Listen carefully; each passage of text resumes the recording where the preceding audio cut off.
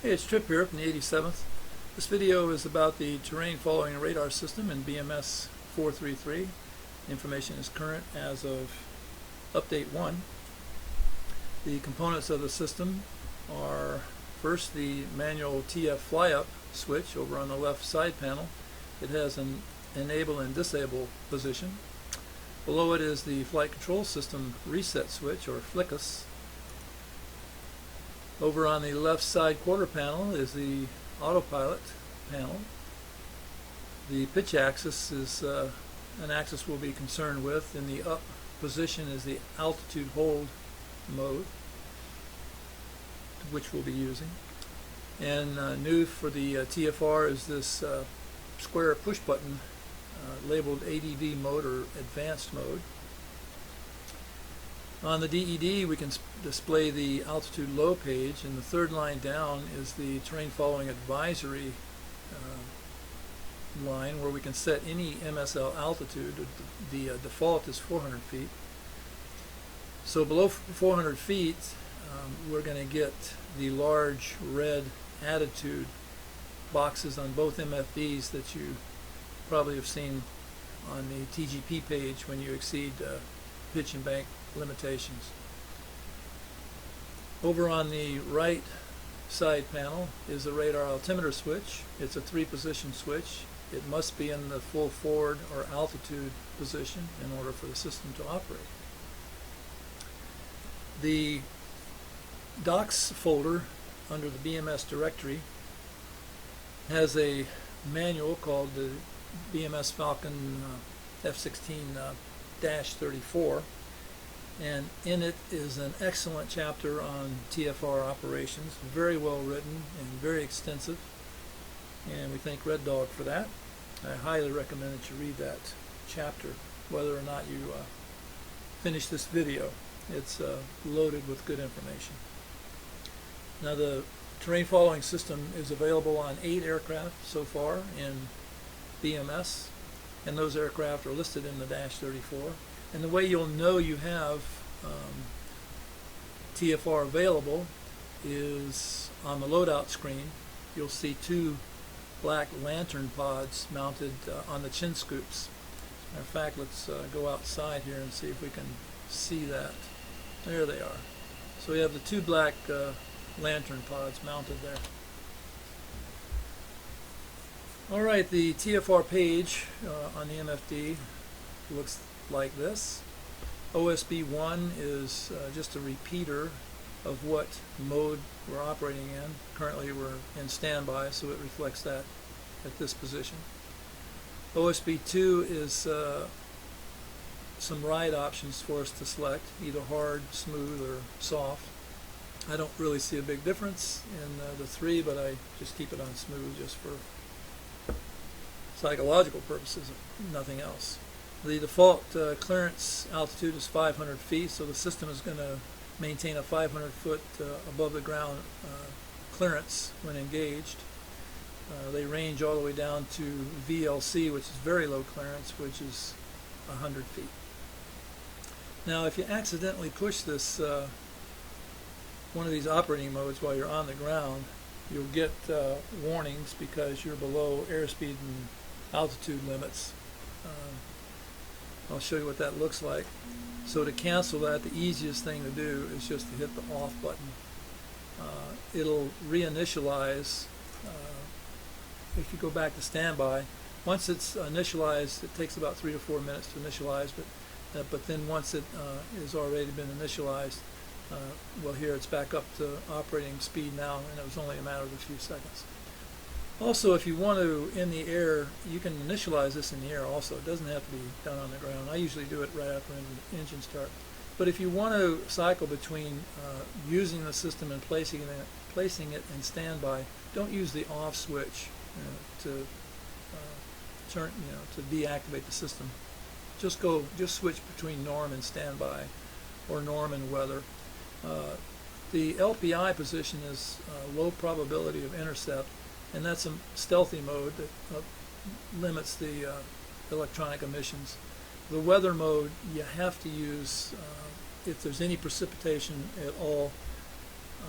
If you're encountering or anticipate encountering rain, then use the weather mode, because otherwise the electronic impulses get scattered and renders the system completely inoperative. So you have to use weather when you have precipitation.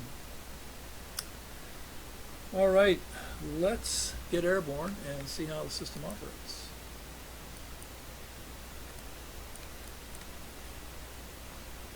There's three modes of operation. There's the manual TF, or manual terrain following. Then there is the auto TF, and then we have the blended TF modes.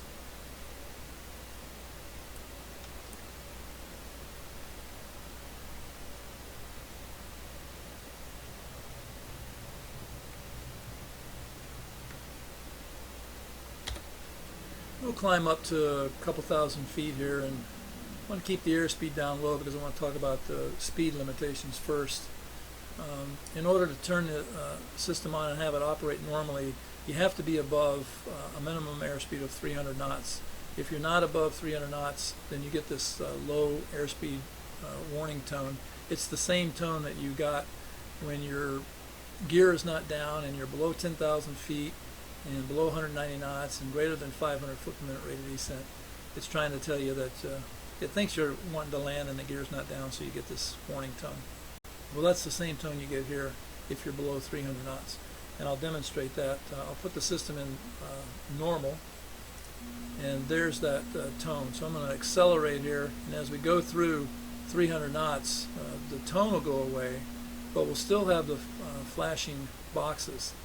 So the next speed that we're going to encounter, the next limit, is 360 knots.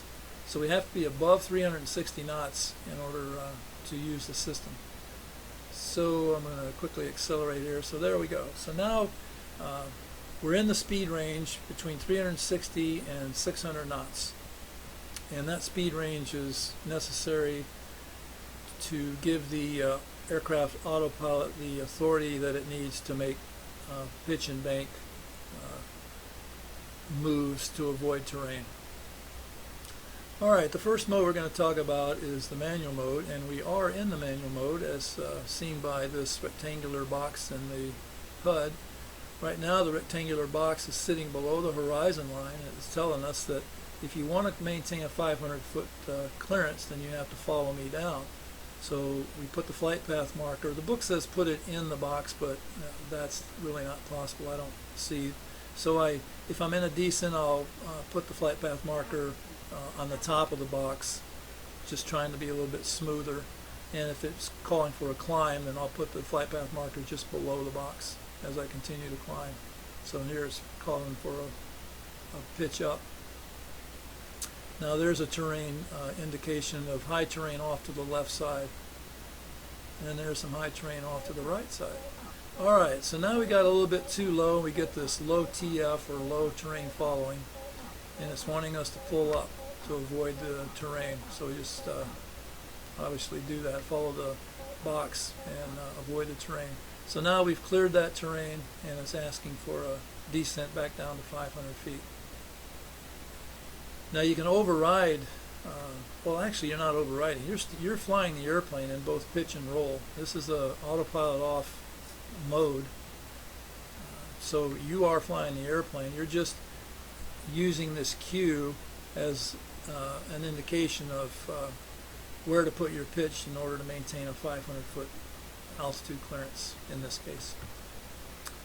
So that's manual mode. There's a protection layer in the manual mode that's engaged by going back to the left side panel and engaging the manual fly up switch to the engaged position.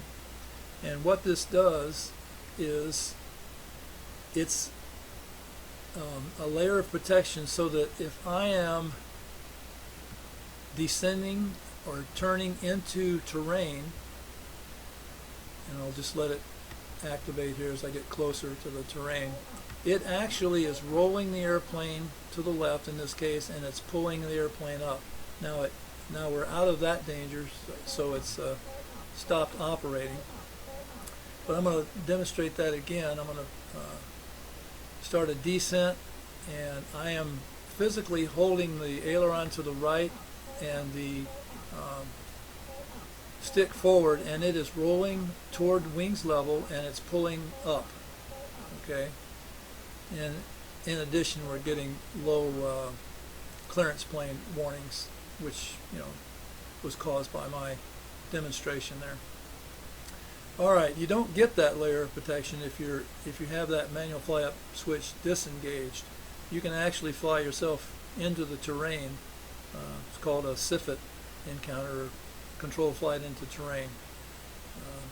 So just as a matter of routine, whenever I'm anticipating using terrain following radar on the ground after engine start, I'll initiate the system and go back to that manual TF fly up switch and put it in the engaged position.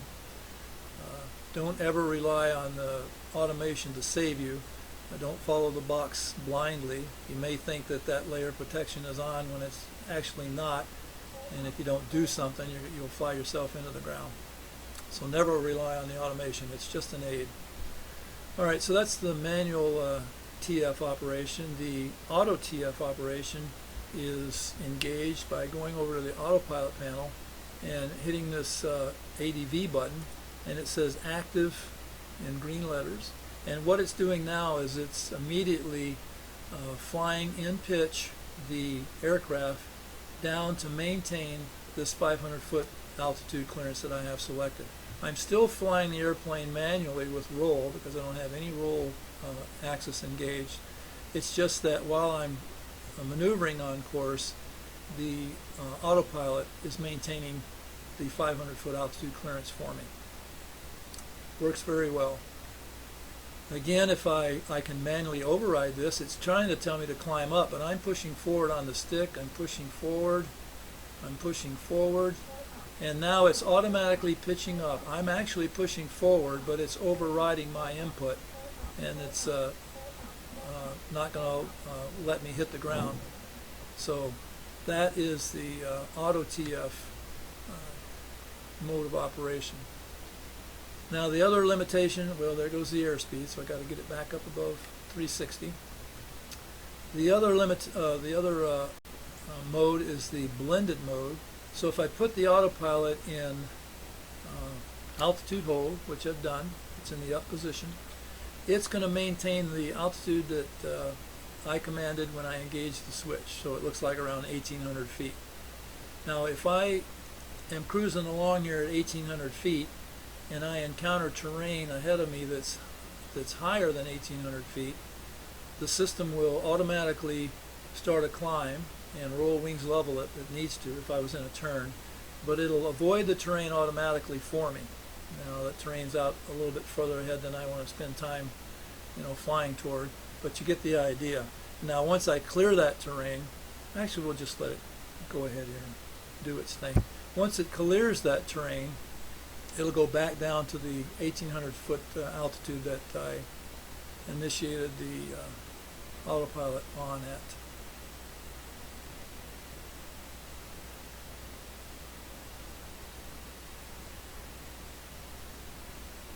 Alright, so now it starts a slow descent and it'll go back down to 1,800 feet. Alright, so those are the three modes. You have the manual mode with protection, you have an auto TF, and you have the blended TF modes. Alright, let me show you now some of the, two of the warnings that you're going to get when you operate the system and you exceed limitations. I'm going to put the airplane in manual mode, and I'm actually going to go back and I need to turn off the manual fly up, put that in disable, because I want to show you what happens, what warnings you get when you exceed limitations. Now the bank limitations are 75 degrees, so if you go over 75 degrees in bank, or if you go more than, well, the book says 20 degrees in pitch, but I find it's more like 10 degrees, then you'll get warnings in the MFD and the HUD. So I'm going to exceed the bank angle limitation while I'm in the default manual mode and show you what happens. Alright, there's the limits, and when I roll out I get warning up in the HUD. Okay, and I'm manually flying the airplane, so I'm just going to make sure I'm fly the airplane first before I take any other actions. Now, the bitchin' Betty is very irritating, so I'm going to go back over here quickly to the FLICUS reset switch and reset the flight control system. Now I have a NVP COM fail message, and that has to do with the radar altimeter. So to clear that, I hit the fault acknowledge button, and now I'm back in business. I have no more faults in the HUD, and over on the fault panel there are no more faults. And I've got my queue came back into view during the warning. I don't know if you noticed it, but it disappeared. Alright, now that's if you're in the manual default mode without that layer of protection by having the manual fly up switch enabled. The warning that you get in any other mode is a little bit different, and you need to be aware of this. Let me show you what happens here. I'm going to put the airplane in, let's put it in auto TF by going over here to the ADV button, and it's going to seek 500 feet now as a clearance limit. But watch what happens when I exceed the bank limitation. And I'll give you a heads up what's going to happen. It's going to roll wings level automatically, and it's going to pitch up, but it's going to continue to pitch up. And I'm going to push forward on the stick as hard as I can, but I'm not going to be able to control the pitch up attitude. Okay, so you've got to be able to control that attitude, or else you're going to stall the airplane. So you need to do some of that pilot stuff. And so what we do instinctively is roll the airplane toward 90 degrees of bank and let the aircraft nose slice back down toward the horizon so that I don't stall the airplane. And in order to regain control of the pitch attitude, I've got to use the autopilot override switch. If you have that mapped into your HOTUS, that's great. Otherwise, it's Control 3 on the keyboard. That's the only way I'm going to get control of the airplane back. Okay, so let me demonstrate that. I'm going to use excessive bank, and oops, I'm exceeding the bank, and now I got this warning, and now I'm pushing as hard as I can forward on the stick, and nothing's happening. So I've got to roll in some bank, fly the airplane first. Let's get control of the airplane. Alright, we got control. Let's roll out. Alright, it's starting to climb again. So what I need to do is hit the autopilot override switch, and now I've got control of the airplane. Alright, I've still got some limits here. I'm below the 300 knots, so I got the tone. I'm below 360, so I got the flashing limit. But now I'm back into control. Okay, I've got a couple of fault messages here. I've got the radar altimeter NVP COM fail message, which I'm familiar with. There's another one here called SWIM, which is System-Wide Integrity Monitoring. It just monitors the system in general for faults, and apparently it's detected some. There's also a Attitude Integrity Monitoring System, AAF, and they kind of work behind the scenes to monitor the system. I have a FLICUS fault here, so I want to go back to the side panel and hit the FLICUS reset. That'll get rid of that fault and the SWIM fault. Hit the fault acknowledgement and get rid of that fault.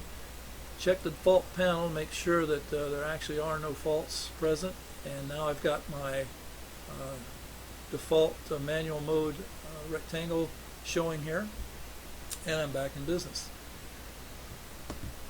I think that's about all I know or want to tell you about the system. Again, read the book. It's got a lot more information in it, maybe much better explained than I've done here, but I think with this you'll be able to operate the system competently and not hurt yourself. Alright, thanks. Trip out.